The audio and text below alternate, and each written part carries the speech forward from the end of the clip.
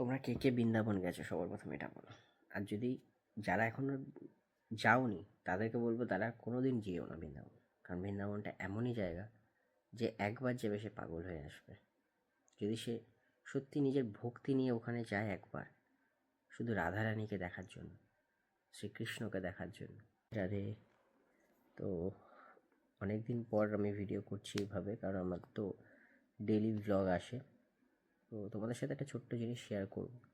তো তোমরা সকলেই জানো যে আমি কিছুদিন 1-2 মাস আগে আমরা বৃন্দাবন গেছিলাম সকলে মিলে। তো তার 1 মাস আগে, মানে যখন পরিবারের সাথে গেলাম তার 1 মাস আগে আমি একা ট্রাভেল করেছিলাম বৃন্দাবন। তো তোমাদেরকে একটু আমার বিষয়টা ছোট্টভাবে তোমাদের একটু বলে দিই তোমাদের সকলকে। আমার লাইফে প্রথমবার বলতে পারো কাউকে না নিয়ে, মানে কোনো তীর্থস্থান বলো বা যে কোনো জায়গা, আমি শ্যামবাজারও যদি যাই তো আমার সাথে আমার ওয়াইফ শিবাঙ্গী যায় বা আমার ফ্যামিলি। তো আমি আসলে একা কোথাও যেতে পছন্দ করি না, আর আমি কমফোর্টেবল ফিলও করি না। তো জানি না রাধারানীর কৃপা ছিল তাই আমাকে নিয়ে গেছে। যাই হোক, আমি প্রথমবার বৃন্দাবনে গিয়ে তোমাদের সাথে কিছু শেয়ার করতে পারিনি, কারণ আমি তখন একটা অন্যরকম, আমি বলে বোঝাতে পারবো না, যাদের সাথে এটা হয়েছে বা যাদের সাথে হয় তারাই একমাত্র ভালো বুঝবে এটা। তো যাই হোক, তখন একটা অন্যরকম একটা আমার কী বলবো, কারোর সাথে কথা বলতে ইচ্ছা করতো না, ভিডিও করতে ইচ্ছা করতো না, বা ভ্লগ করা বা কিচ্ছু আমার ইচ্ছা করতো না যখন আমি একা গেছিলাম। আর তখন বলে না যে একা যখন তুমি তোমাকে টেনে যখন কেউ নিয়ে যাবে তখন তোমার ফিলিংসটাই ওখানে গেলে অন্যরকম হয়ে যাবে। তখন তুমি চারিদিকে শুধু ওনাকেই ফিল করবে। তো সেই সময় আমার আর মন চাইতো না যে আমি তোমাদেরকে ভিডিও করে দেখাবো বা কিছু। তখন আমি কি 1 সপ্তাহ মতো ছিলাম। তো ওখানে তখন ঘুরে টুরে আমি তো বাড়ি চলে আসলাম। তো আসার পর হয়েছে কি, ধরো কালকে আমি এসছি বাড়ি, আজকে রাত্রির থেকে আমার আবার যেতে ইচ্ছা করছে বৃন্দাবন। কেন আমি জানি না, রাত্রিরে ঘুমালেই চোখ বন্ধ করলেই, এখন 3টে বাজে, আমার ডেলি রুটিনে আমার এই টাইমে ওঠার কথা, এই টাইমে একটু পরে 4টে নাগাদ আমি উঠি। তো এই জন্য আমার রাত্রিরে না ঘুম হচ্ছে না, আমি ঠিক টাইমে এখন উঠতে পারছি। তার জন্য কয়েকদিন ভিডিও অফ ছিল, কারণ আমি ঘুমাতেই যাচ্ছি 4টের সময়, কী করে আমি 4টে উঠবো। তো এটাই বলার জন্য আমি ভিডিওটা করলাম যে এরকম আমার সাথে যেটা হচ্ছে যেটা সারাদিন ঠিক আছে, কাজের মধ্যে থাকছি ঠিক আছে, যখনই শোবো বলে ঠিক করছি রাত্রিরে, ঠিক সেই সময় যেই জিনিসগুলো বলেন আমি একা গিয়ে যেগুলো আমি ফিল করেছি ওখানে গিয়ে, বৃন্দাবন বৃন্দাবন বলো আর যে বারসানা বলো, যে কোনো দুটো জায়গার কথাই বলছি। তো রাধারানীর কৃপা না থাকলে সেখানে যাওয়া সম্ভবই না বৃন্দাবনে। তো আমার উপর রাধারানী কৃপা করেছে বলে আমি সেই সময় যেতে পেরেছি, এবং আসার 1 মাস পরে আমি আবার ফ্যামিলিকে নিয়ে গেছিলাম। এখন আবার এই প্রবলেমটা মনে হচ্ছে, আমরা 1.5-2 মাস হলো আমরা ঘুরে এসেছি। তো এখন আবার যেই প্রবলেমটা প্রথমে গিয়ে আমার হচ্ছিলো সেই প্রবলেমটা আমার এখনও হচ্ছে। রাত্রিরে শুলে আমার খালি বৃন্দাবনের ওই স্মৃতিগুলোর কথা মনে পড়ছে, যমুনা নদী, বাঁকে বিহারী মন্দির, বারসানা, লাডলিজির মন্দির, যা যা আমি দেখে এসেছি, তো সেইগুলো আমার মাথায় সবসময় ঘুরতে থাকছে। এখন আমি খালি ভাবছি আমি আবার কবে যাব। তো স্বাভাবিকভাবেই বাড়িতে বললেই সেটা দেখো, আজকে তোমার সাথে যে জিনিসটা ঘটেছে, বা আমি যখন একা গেছিলাম আমার সাথে যেই জিনিসগুলো ঘটেছে বা যেগুলো আমি ফিল করেছি সেগুলো আমি কাউকে বোঝাতে পারবো না, কারণ এইগুলো তো বোঝানোর মতো জিনিস না, আর বোঝানো যায়ও না। তো যাই হোক, এখন সিচুয়েশান যেটা এসে দাঁড়িয়েছে যে আমার আবার যেতে ইচ্ছা করছে বৃন্দাবন, কিন্তু কী করে যাব। বাড়ির লোককে বললেই তারা বলছে এই তো ঘুরে আসলি।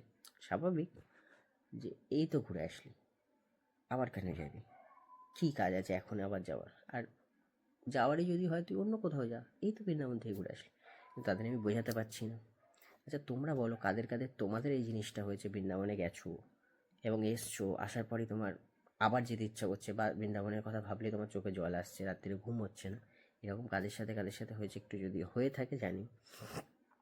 তো আমি তো টোটালি প্রথম কথা বলতে আমি লাস্ট 1 বছর ধরে শ্রীকৃষ্ণ, আমি আমার বাড়িতে প্রতিষ্ঠিত হয়েছে, আছে হচ্ছে বাবা লোকনাথ। আমি বাবা লোকনাথ বাবার পুজো করি। গত 5-7 বছর ধরে আমি লোকনাথ বাবার পুজো করি, আমার ঘরে বড় বিগ্রহ আছে লোকনাথ বাবার। তো আমি জানি না লাস্ট 1 ইয়ার ধরে আমার মহাভারত দেখা, রামায়ণ শোনা, তারপরে রাধারানী এবং কৃষ্ণের হিস্ট্রি জানা, এগুলো লাস্ট 1 বছর ধরে আমার সাথে হচ্ছে। তারপর প্রেমানন্দ মহারাজের ভিডিও দেখা, ওইসব দেখতে দেখতে আমার কেন জানি না, মানে যখন আমি প্রথমবার বৃন্দাবন গেলাম, মানে আমাকে কেউ আটকাতে পারছে না তখন, আর কেউ বিশ্বাসই করতে পারছে না যে আমি যাব, আমি যেতে পারি, তাও আবার একা বৃন্দাবন। মানে আমি কোনোদিন এই যে যবে আমি গেছি বৃন্দাবন, তার আমার যত বছর বয়স তত বছর আমি কোনোদিন কাউকে বলিনি, বা এরকম কোনো প্ল্যানিংই হয়নি যে আমরা বৃন্দাবন যাবো বা আমি বৃন্দাবন যাব কখনো। তো কি হয়েছিল আমি জানি না, আমি একাই বেরিয়ে গেছি, কারো কথা শুনিনি তখন। মানে আমাকে চেয়েছিল সবাই যে একসাথে যাব, তুই কিছু চিনিস না, জানিস না, কোথায় যাবি। আমি ইনফ্যাক্ট যখন আমি বৃন্দাবন প্রথমবার গেলাম, না আমি কোনো হোটেল বুক করেছি, না আমি কোনো ওখানে কিছু চিনি, না আমি মানে কোন ট্রেনে যাব, না টিকিট পাওয়া, কিচ্ছু না। জাস্ট আমার ইচ্ছা হয়েছে, আমি পরের দিনকে নর্মাল টিকিট কেটে উঠে পড়েছি ট্রেনে। নেমে আমি ধরে আমি বৃন্দাবনে তো নেমে গেছি, তারপরে আমি করে কোথায় যাব? না কোনো হোটেল বুক আছে, না আমি রাস্তাঘাট চিনি, না আমি কাউকে চিনি, না আমি হিন্দি কথা ঠিক করে বলতে পারি। এরকম অবস্থা। তো তোমাদের সাথে এই পুরো বিষয়টা বৃন্দাবনে প্রথমবার আমার সাথে কী হয়েছে, বা কেন, মানে কী আমার ভিতরে ফিলিংস হয়েছে, সেটা তো শেয়ার করতে পারবো না, কেউই করতে পারে না। তো আমি তোমাদের হিস্ট্রিটা বলবো যে কীভাবে গেছি, বা কী সিচুয়েশনের মধ্যে পড়েছি, কীভাবে হোটেল পেয়েছি, এগুলো সব আলাদা করে তোমরা যদি জানতে চাও, আমি তোমাদেরকে একটা ভিডিও করে বলবো কোনো এক সময়।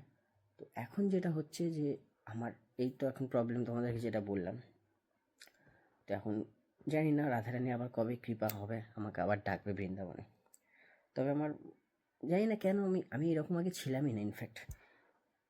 তো প্রথমবার বৃন্দাবন থেকে আসার পরে এই আমার মানে একটা লাইফস্টাইল চেঞ্জ হওয়া। আগে যেমন আমি 11টায় উঠতাম, 12টায় উঠতাম, মাছ মাংস ছাড়া, মানে সপ্তাহে আমার প্রায় আমাদের ঘরে 7 দিন থেকে, মানে সপ্তাহে 6 থেকে 7 দিন আমাদের ঘরে মাছ মাংস হতো।